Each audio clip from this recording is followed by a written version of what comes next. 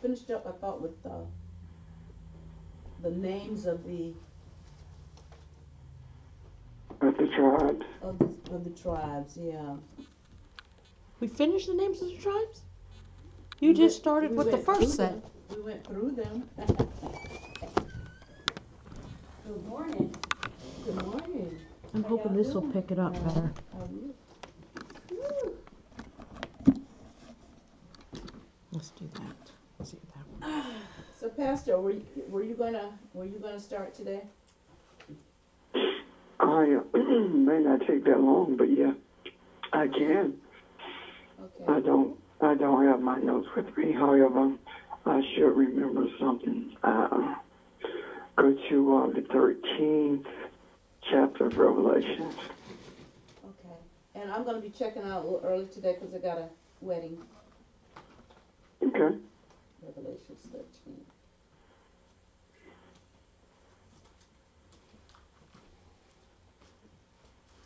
And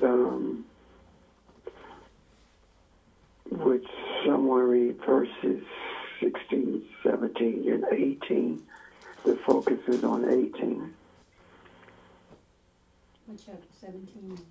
Revelation 13. Six, 16 yeah, through Revelation 18? 13, 16 through 18. Okay. And he causeth all, both small and great, rich and poor, free and bound, to receive a mark in their right hand or in their foreheads, and that no man might buy or sell, save he that had the mark, or the name of the beast, or the name of his name. 18. Here is wisdom. Let him that has understanding count the number of the beast, for it is the number of a man, and his number is 666. Okay. In verse 16, when it talks about the ones the mark being in the hand, on the right hand or in the forehead. First of all, this mark of the beast was has been interpreted as something to be afraid of, in that people have talked about how if you didn't have 666 written in your hand or on your forehead, you would not be able to buy food or not be able to purchase anything. However, that could not be further from what is being stated in these verses. If we look closely at the verses and understand that no matter what we read in Scripture, it is always relatable to the realm of the Spirit. It is my contention that Revelations was written the way it was written in order to protect truth from those who would manipulate it for gain. The idea of a mark being in the hand is simply talked about strength, and the idea of a mark being on the forehead is speaking to the blindness of the third eye. So it's talking about if you were not in cahoots, or if you did not follow the instructions of the beast, then you would not be able to, you would be weakened by that, or you'd be ostracized from the rest of the people. You would not be looked upon with favor. And your third eye would be closed if you didn't take this mark. So I'm sorry that this mark would close your third eye, and I'll show you what I'm talking about in a few minutes. First of all, we have to identify who the beast is. And when we identify who the beast is, then we should have a better understanding of what all of this is about. The 18th verse says that, and this is wisdom. what is it talking about? It says, and this is wisdom. What wisdom? Let him who will understand, who has understanding, and the rest of it I just remember at the moment. But it's talking about the wisdom of the understanding of who the beast is and 666. So what is the wisdom of that understanding? It says that the number of the beast is the number of man, which is 666. Am I right? The number Yes, of man. where is the number of man? Okay, so if it's the number of man, if the beast is the number of man, and then what is the meaning of this 666? How does it arrive at 666?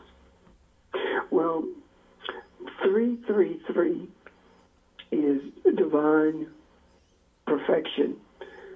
333 is an introduction to that which is divine or that which is truth. Well, if we look at that, we will find something astonishing.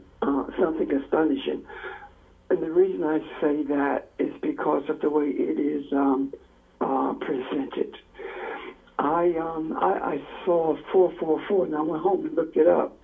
And when I saw that, it spoke to the reception of the message from the other realm. And shortly after that is when I was shown this. And without my notes, it's probably going to take me a minute to put it all together. If 333 is the divine, and as above, so is below, then there has to be a 333 of man, and that 333 of man is the divine presence in man. However, man has developed, or man has done everything it could to bring into fruition its own sense of that which is divine. Religiosity, the religions that man has developed, or the denominational beliefs that man teaches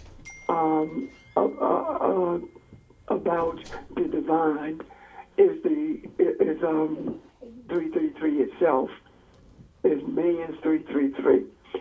The things that we were taught in church that were evil, the things that we were taught in church that were righteous, we have found that they have no foundation in Scripture.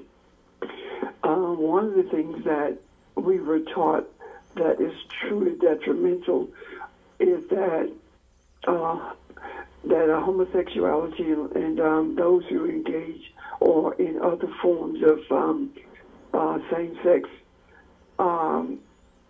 same-sex action, or for lack of a better term, are going to hell. However, the Scripture doesn't say that. But as a result of that, these people who were born with the sexual preferences that they have are treated as though they have the plague. And in some cases, families turn their back on them to the extent that they end up homeless. Also, in some places, they are stoned. And in this country in particular, Christianity turns its back on them, so does Islam, of course. However, I have personally been involved with a religious leader who turned his back on his child because the child was homosexual. And the child has ended up as a substance abuser and has attempted suicide more than once. So it's these kinds of things that has driven a wedge between families. Also, the idea of this homosexuality, if we see being wrong or sinful or whatever, if we look at the origin of it, we see that the origin of this belief actually is Catholicism, especially when it comes to Christianity. And the very origin of it, we see that the priests are engaged in pedophilia in relationship to male priests and to boys in particular. So this itself is 333, especially when we look at it from the through Christian eyes. So so if we take the divinity of 333 that man has, and the divinity of 333 that man has created, then we get 666. So it is my belief that 666 is a shell that covers the true 333. And because this shell so effectively covers it, it has also rendered the third eye blind. And we have been blissfully blind to the true nature of what the divine is all about and how we are to relate to that which is divine. And because of our blissful blindness, we have seen a increase of the isms as man has lived on this earth. What am I talking about?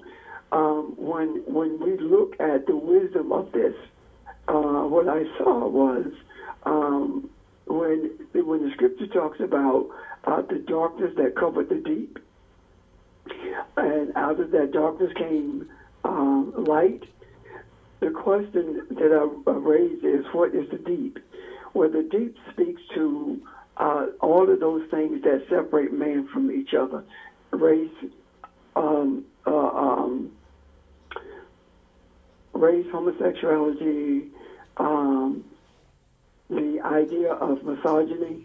All of these things are in the deep. However, it says that darkness covered the deep, and the darkness that covered the deep is the wisdom. And out of that came light, which is understanding. So the understanding that comes out of the wisdom that covers this darkness, this deep, these things, is how to deal with them. Understanding the origin, understanding the nature, understanding the damage that only has been done, but it has been done by the belief and acceptance or an embracing of these isms. And with that understanding also comes the wisdom of knowing how to deal with it. But knowing how to deal with it is not as effective if we don't know what it is. And the it of which I speak is, again, the 333 that man has created that we call religion. And because of this 333 that we have embraced, that man calls religion, and because it has covered, connected rather with the divinity, which is 333 that is in us, this 666 has become a shell that covers the true divinity from the other world and the true understanding of it. So now where we stand, we have the opportunity to be released from this 333 that man created, this religion, this religious attitude, the religious thoughts, the religious ideas that man had brought into being. And in doing so, we cease to be blissfully blinded in our third eye. It also gives us the authority to bring correction to those things that has served to be detrimental to humanity. And this is what he's talking about when he's talking about the mark of the beast.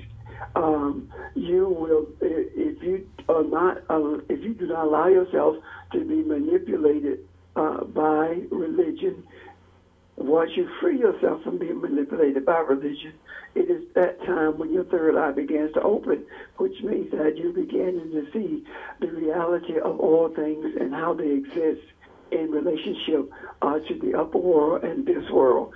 And it also gives you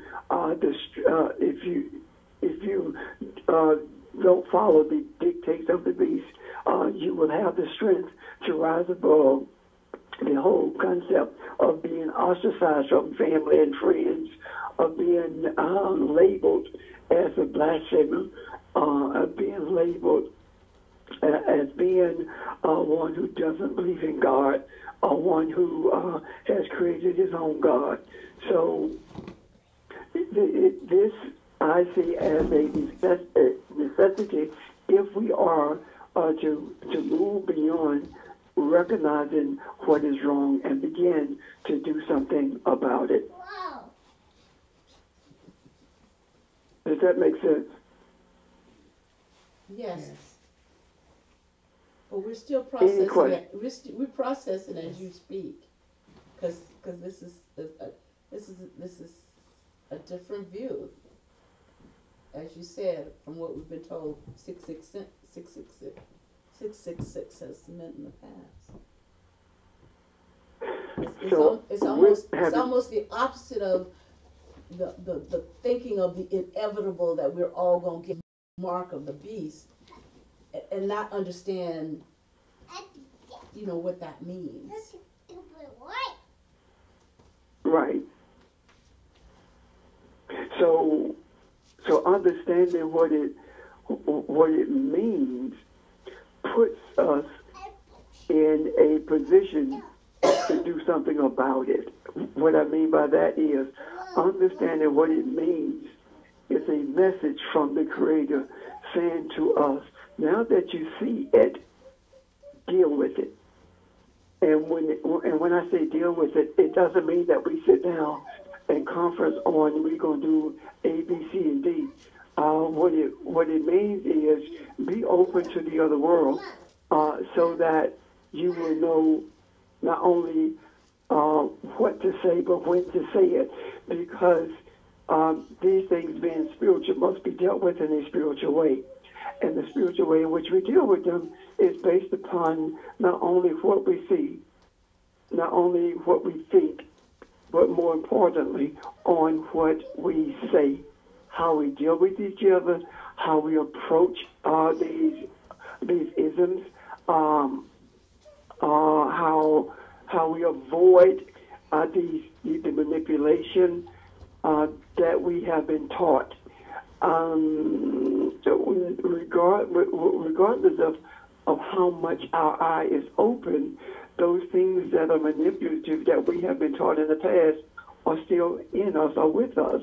So we have to be extremely cautious that we don't allow what we see to attach to what we have been manipulated with, thus making us spiritual manipulators. The idea of the eye being open in 666, meaning what I'm talking about, gives us a greater responsibility for the deliverance of humanity. Why is it that I, being a 666, why would that be revealed to a 666, a person who has been religious all of his life? Why would that be revealed? Well, it is my belief that the reason is because there has been a sincere journey undertaken for the understanding of what truth is. There has been a sincere journey taken that leads away from the religions of manipulation. And because of that, the reward for that has been an understanding of the writings of Revelation, especially with emphasis upon this whole concept of 666, because it has been one of the most frightening parts of Revelation for those who have embraced what we have been taught as religious beings. So this 666 have experienced an eye-opening. And we said all the time when we talk about an eye-opening experience or an eye-opening event, this in itself is one of the, if not the most important eye-opening experience that anyone can have. So it is not that I am different than anyone else or special, because truly the Creator is no respecter of man. However, what makes the difference is the sincere journey. What makes the difference is a desire to know. And why was I chosen? Was I chosen to understand this?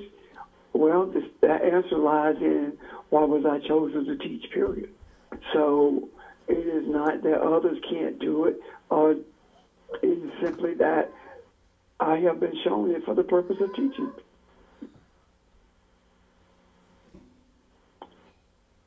Hello? I was just thinking as you were talking, you were saying that the 333 in the spiritual is mirrored by the 333 in the physical realm, and the 333 in the physical realm, not only has man not only is man divine, but what man has done. I'm trying to talk this through to see if I have an understanding. So not only is man divine, but mankind has created. I can't hear. Hold on, Bob. The background noise is getting me. Oh. Okay. Go ahead. So mankind has created in a religion in his own image, and when you combine the 333 of the divine part of mankind with the 333 of what he's created in the earth realm, that's the 666, which is a shell of that covers the true divinity. And as you talked about that, I was thinking about, well, then the Walking Dead is the shell, in a sense, and the covering of true divinity. Because until you awaken, you are asleep, dead, asleep to the truth of who you really are. Is that similar to what you were saying? No, that's not similar. That is what I'm saying. Okay. Yeah, that's exactly what I am saying. And the reason I took into account those three verses is because they're simply saying religion goes after everyone. It doesn't matter who you are. The rich, the poor, the intelligent, the less intelligent, it doesn't matter. It doesn't matter race, it doesn't matter creed, it doesn't matter what gender. Religion goes after everyone, and religion manipulates everyone. So then, Sage. And has done that. Go ahead. So then, Sage, when it talks about the second beast, it's talking about religion, the thing that man has empowered.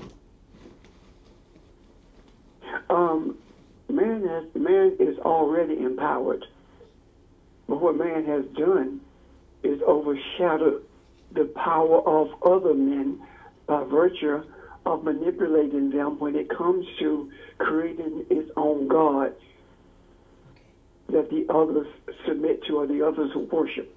If you don't worship the beast, if you don't submit to the beast, then you will not be respected by those around you.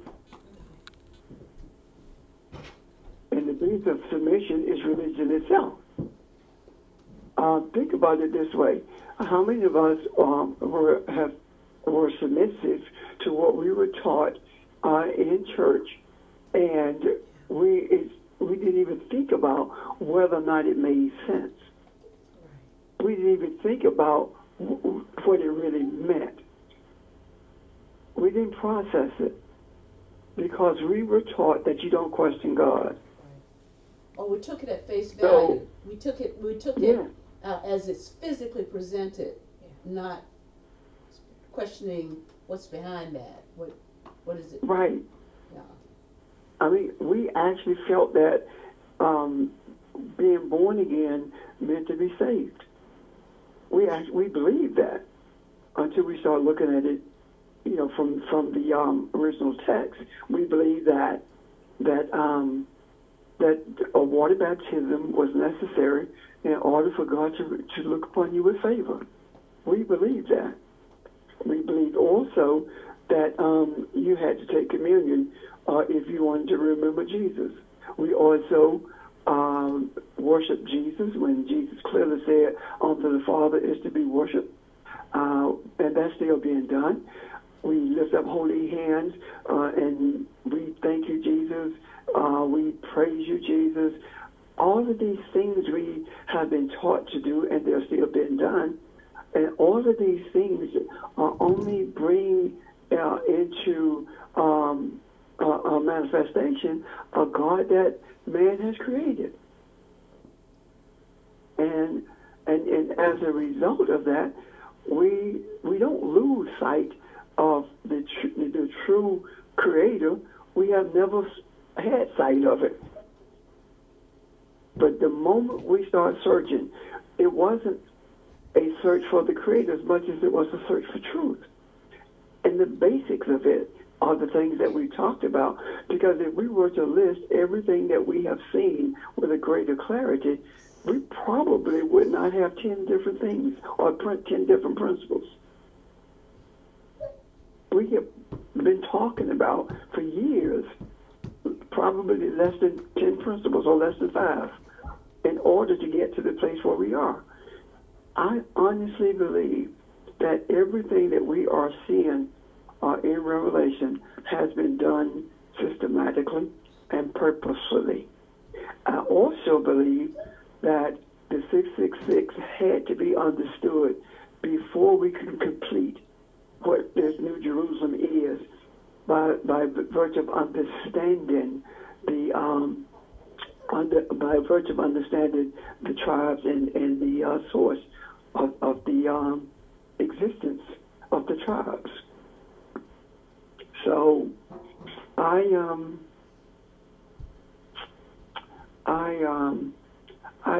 trying to remember what it means, but someone looked at for me, Rachel. I looked at Rachel, and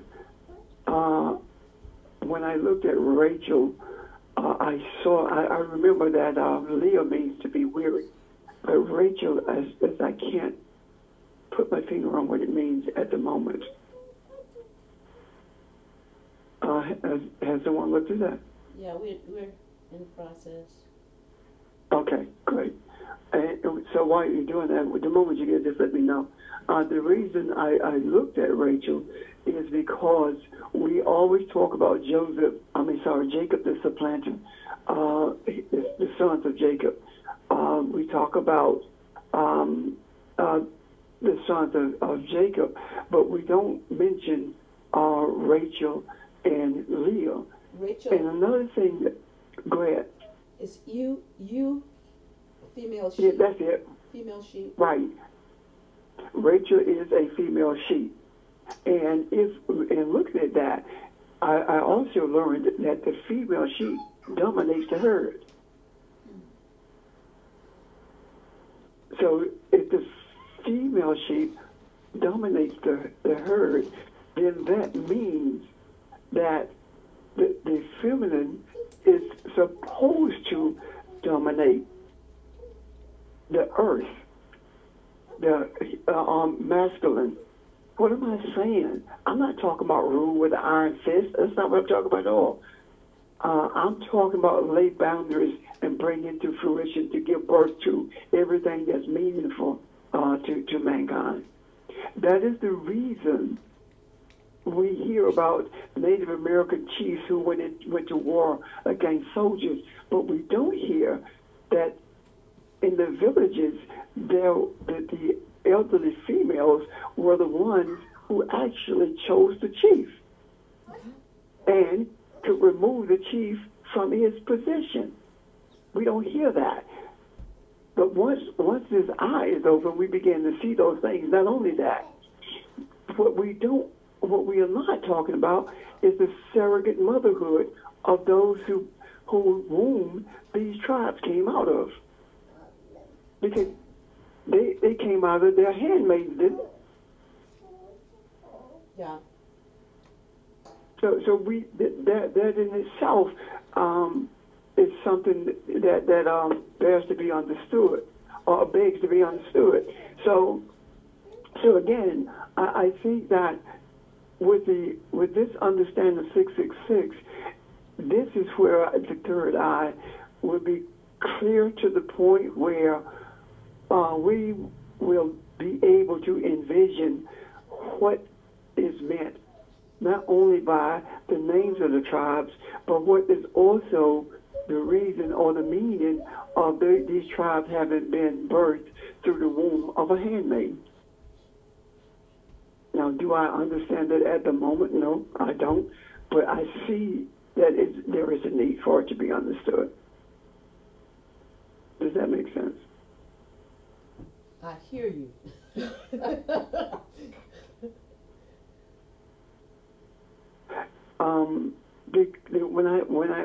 Let me try it another way then. When I talk about Rachel, maybe that's why I lost, I don't know, lost you. When I talk about Rachel, when I see Rachel, I don't see a woman. I don't see a sheep. I see a concept. And I see a conceptual womb. No one talks about, and I'm not trying to be facetious at all, no one talks about the penis of Africa, out of which man came. Yeah. Everyone talks about the womb of Africa, do we not? Yeah. So when we talk about the womb of Africa, we are talking about not only a concept, but we are talking about a concept that ended up in this world of physicality for the purpose of man becoming what it was created to be. In other words, a world of physicality where the Adam is supposed to be awakened so it can manifest the image and likeness of what it was created to manifest. Does that make sense?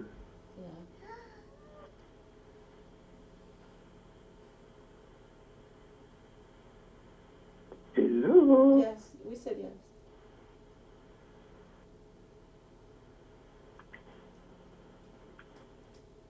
So, I have a feeling that we probably are going to be discussing this for a minute. Yes.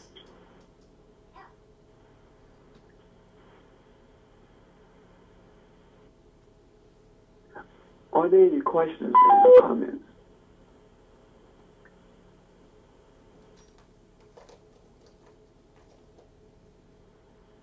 Sage, for me, it just feels like so much still has yet to be peeled back for me to fully understand it. And even with what you're saying today, it's still taking a minute, I guess, to marinate so that I can move the old thoughts out of the way. It's not so much as moving the old thoughts out of the way as having those old thoughts to dissipate when the real thoughts are put into place. Yeah, that's probably a better way to put it, yeah.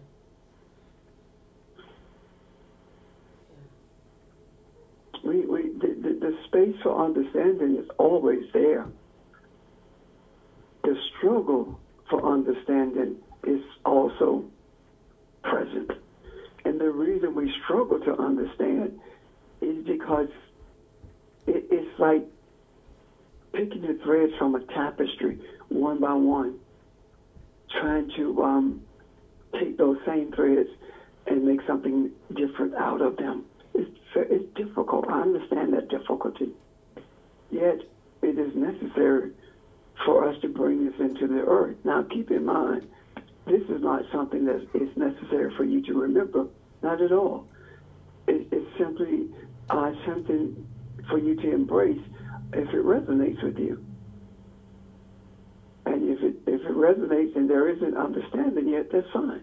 However, if there are questions, then that simply means that they need to be answered because there is someone who's struggling with it to the extent that there's a desire to embrace it, but they can't because it's not yet resonating.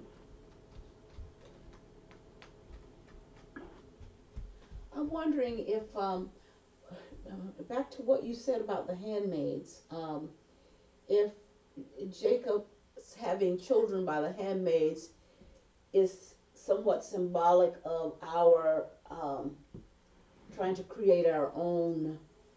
Um, Bobby, that came to me exactly when you started talking. yeah, create our own Do it our essence. own way. Yeah, and it's just symbolic. But if you look at the end of the story, because wisdom is knowing the beginning and the end of the story is that, irregardless, once we awaken, even what we created can be brought under the authority of the Creator. Well, that's true because actually, everything will be brought under the authority of the Messiah, the anointing, or the power to accomplish what you were sent in the earth to do. It will be brought under that authority. And as you were speaking, Barb, I saw that Rachel represents the concept of the womb that is to bring righteousness into the earth, and Leo represents the weariness of that feminine energy. It became weary because of Jacob, of the masculine, doing things his way, creating religious edicts that have no power, no meaning, creating religious principles that only feed into the power structure that has been developed by man. So, I can see that clearly now. And so then, even more clearly, then we can see why Leah had to be the first wife, because this is just symbolic of what the struggle, if you will. Yes. That we go through, the experiences as we go on this journey of discovery of who we are. So. And go ahead. And I was simply going to say, so Leah in our faces is that symbol. I'm thinking, I'm taking it to the other extreme and saying, I wonder what would have happened if he had married Rachel first, without the understanding that he had, because there was no growth until he married Leah. There was no trusting much more in the Creator until he had to go through the 7 years and work 7 more years. Well, when you work 7 more years, there are more experiences that you have, more understanding that you gain, so that by the time he married Leah, he wasn't the same man or being as he would have been had he married, by the time he married Rachel, he wasn't the same being he would have been had he married Rachel when he first married Leah. That's kind of convoluted, but. I can see that as the way he ended up with Leah is through darkness, through chaos, through manipulation. Mm-hmm. And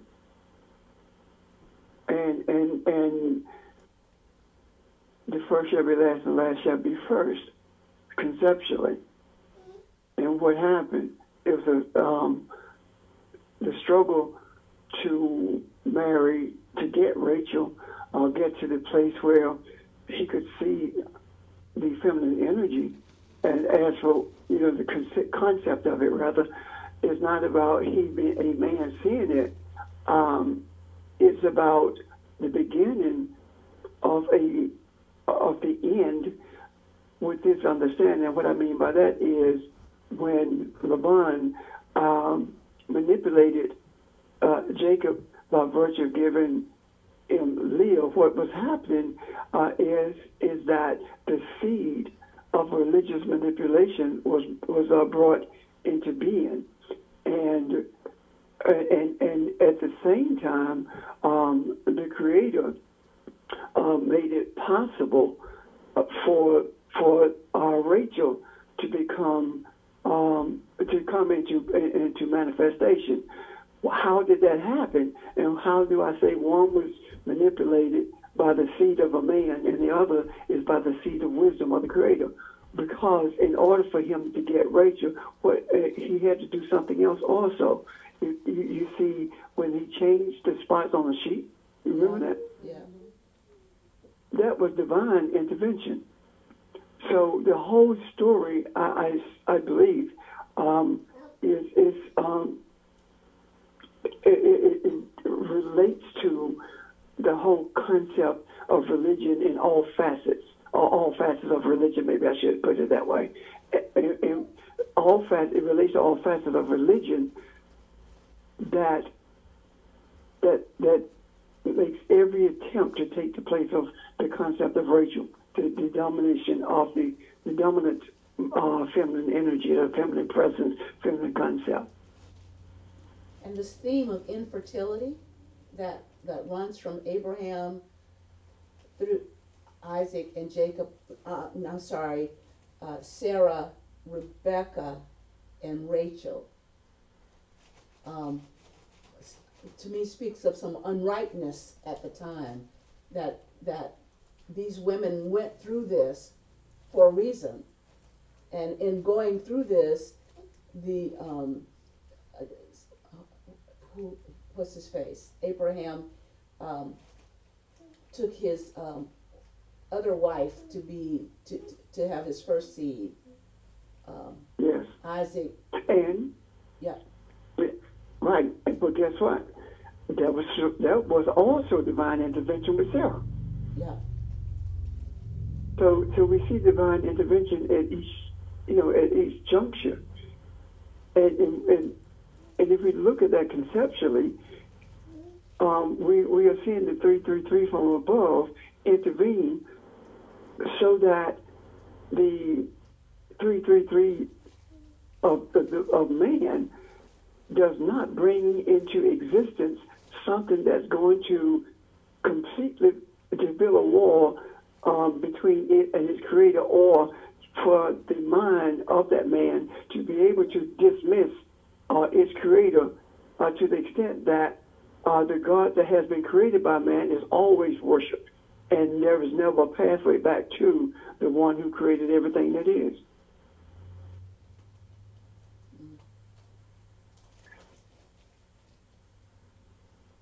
And I do understand that we're talking saying a lot today. I do understand that, and I felt like maybe it would be given in small pieces. However, I should have known that we were going to dissect as much as we could today.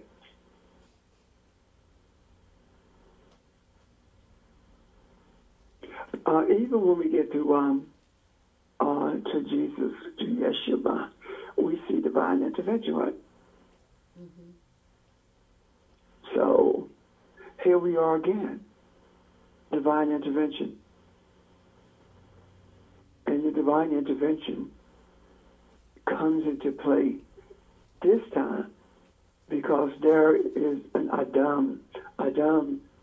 There is someone who will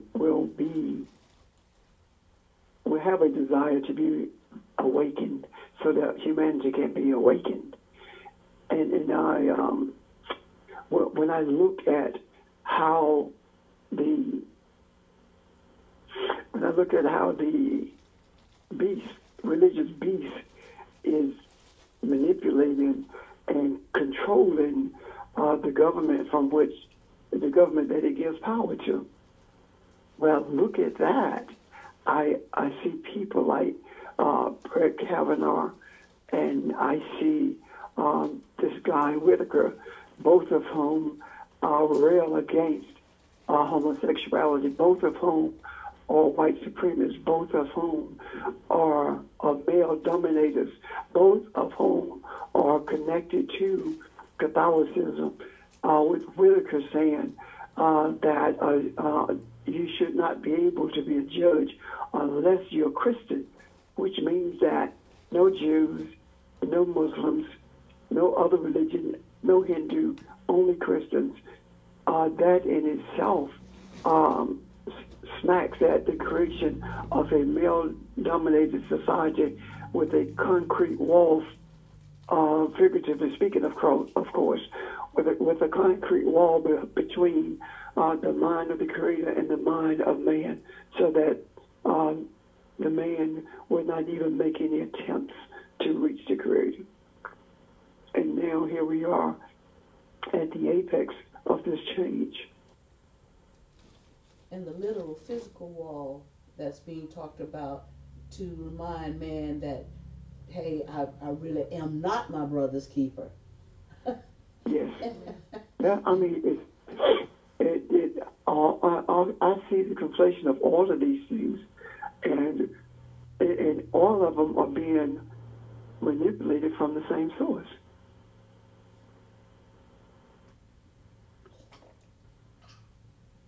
And the heck of it is that the one and who's being used for the governmental manipulation is one who does not believe in Christianity or anything else other than that which is greed, money.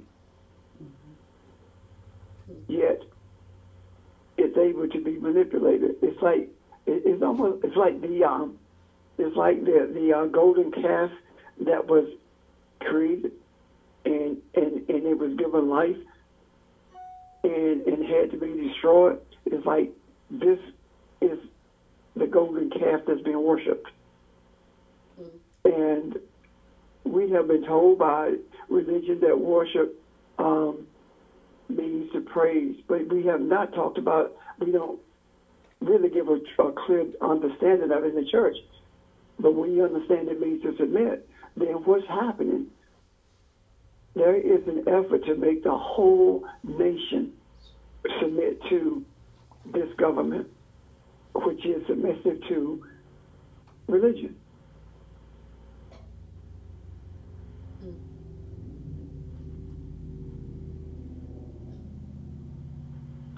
So that's what I see.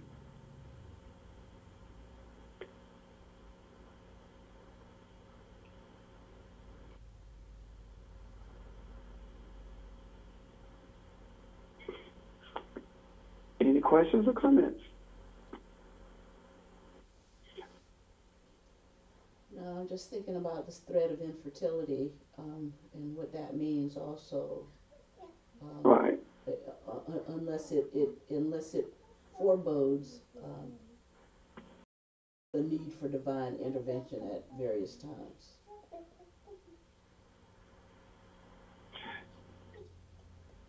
Yeah.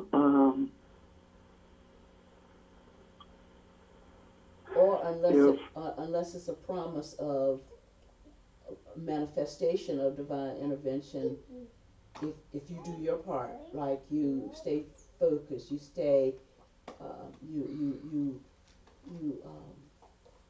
don't succumb to unripeness. You Right.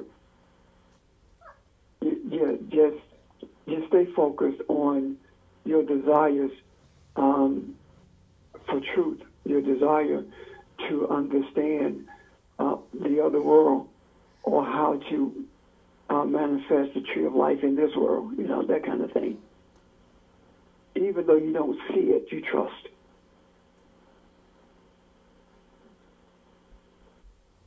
oh snap.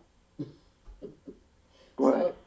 So infertility is just the concept that means then that apart from enlightenment, every pregnancy is, I mean, it's not life giving. You don't give life unless you give true light. So it's just symbolic of not having that spiritual connection to the extent that you need it to truly birth a being that is the only word I can think of is whole, but that's not what I'm thinking about. But a spiritual being that is capable of and willing to accept who they are and to accept Well, wisdom, to accept the righteousness that they are, to fully embrace who they are. and that only happens through divine intervention because the seed of religion cannot birth truth. So the divine intervention comes to the womb. That's what impregnates.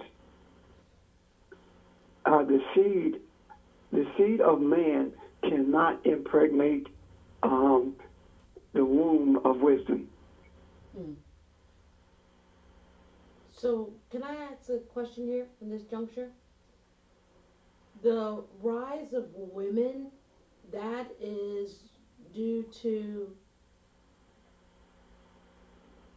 is that a result, I guess I'm asking, from us desiring wisdom in the earth? Yes, I don't think I'm asking the right thing. yes, yeah. It is what you're talking about is the concept of wisdom, the concept of feminine energy. Okay. They're bringing it to the forefront, and it is being manifest through the rise of the physical female. Okay. Spiritual things are manifested in physical ways, so others will embrace them. I would like to see what happens in New Mexico on the fiscal level when they have a woman governor, and there are lots of women who are in positions of authority there now. Yes, and And there's one who's a senator, isn't it, from New Mexico? I don't know that yet. Not a senator, but House of Representatives. I'm sorry. House of Representatives, yeah. You remember me saying that there are going to be more women Yeah, elected sure it is. than ever before, Yeah. and we have that. And from different walks of life. I thought that was really interesting Muslims, too. Muslims, all the people down. gay, openly gay. Yeah. Yes, It's really, Transgender. yeah. Hispanic. Nick, yeah. Black. These are the ones who got over the wall. They Yes. they were able to get over the wall. Yeah. So. I thought it was So interesting all that the- 18 sisters in Texas made all judgeships. How many? 18 sisters, black women, Mm-hmm. made the judgeship. They all became judges. 18 different. Mm-hmm. In Texas, I thought that was Sisters significant. and sisters in race and not sisters. Oh, yeah. Wow. and the idea of someone coming from New York, the center of money, of capitalism, and she can't afford an apartment in D.C. And this guy, the cook dude, told her that she has a place in his home as long as she needs it, even though Fox tried to make fun of her because she couldn't afford it. I mean, think about this. A woman of the people versus men with money. in power with money. That's the Yeah, contrast. money is seed. Money, people who love money would take money above everything. And I mean, these women who are being swept into power. Look at the struggle between the African and the Caucasian male in Georgia. Look at the struggle there. Look at how quickly the African male submitted in Florida. A friend of mine, we were talking, and we were talking about how it just didn't make sense for him to concede that quick, not knowing how many votes were still out there, that kind of thing. Yeah. I heard a These different struggles, huh? I heard a different perspective on that from Mr. King. I can't think of his name, out of New York. That the reason he did that is because it put him right where he is now, where if they're within, is it 30,000 vote or 1.5%, he can have a recount done. Yeah, And that's why but he did it. he did not have to concede for that. He did not have to. The law says that, so he did not need to concede for that to happen. Okay. This speaks to me that it says to me that the wisdom is dominant. It's still fighting.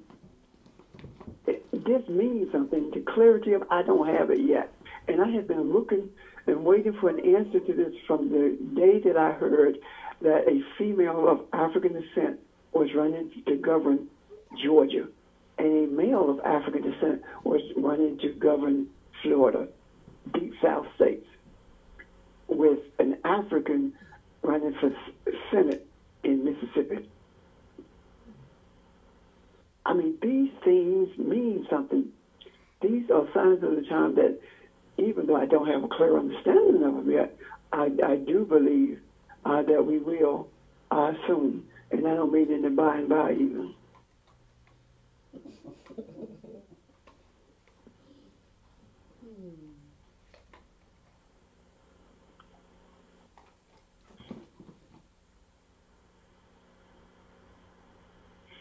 So, unless there are questions or comments, I'm done.